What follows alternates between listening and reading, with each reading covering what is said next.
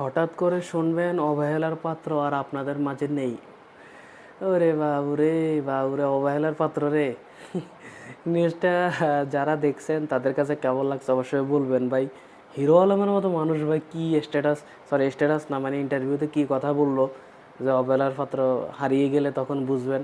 মানে এতে নিজের অবহেলার পাত্র মনে করছে, যাক দিন শেষে অনেক বেশি ভালো লাগে যে হাতে যে একজন অবহেলার পাত্র, সবাই যে হাতের অবহেলা করে ঘৃণা করে দেখতে পারে না, সহ্য করতে পারে না, এটা হাতে দিন শেষে বুঝছে ভাই। এটা জানি খুব ভালো লাগলো ভাই। এবং সত্যিই ভাই ভালো লাগছে ভাই। আসলেই হাতে যে কাজগুলো করছে এটা আসলে কোনো উচিত কাজ করে নাই। এ অবধি যা করছে কোনো কিছু উচিত করে নাই হাতে। প্রথমে হাতে যেভাবে শুরু করছিল সেটা অনেক ভালো লাগছিল, বাট হাতে জেদ, নিজের জেদ থেকে, জিদ বা জেদ যেটাই বলেন সেটা থেকে সে যে কাজটা করছে এত বছর, বিগত কয়েক বছর বেশি করছে, সো এটা আসলে সে উচিত করে নাই।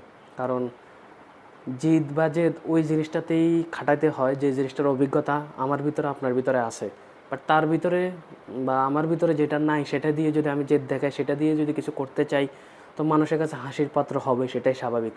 এই ছোট্ট জ্ঞানটা যদি হিরো আলমের ভিতরে থাকতো হয়তোবা তাহলে আর এরকমটা হতো না, হয়তোবা ভালো কিছু হতো।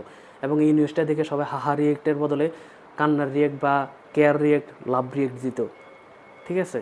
সো সে যে কথাটা বলছে সেটা অবশ্যই সত্য, বাট সে নিজেই নিজেকে অবহেলার পাত্র বানিয়েছে, এটাতে আমাদের কিছুই করার নাই ভাই। সো দিন শেষে ভাই নিউজটা দেখে হাসি ছাড়া আর কিছু বেরোচ্ছে না।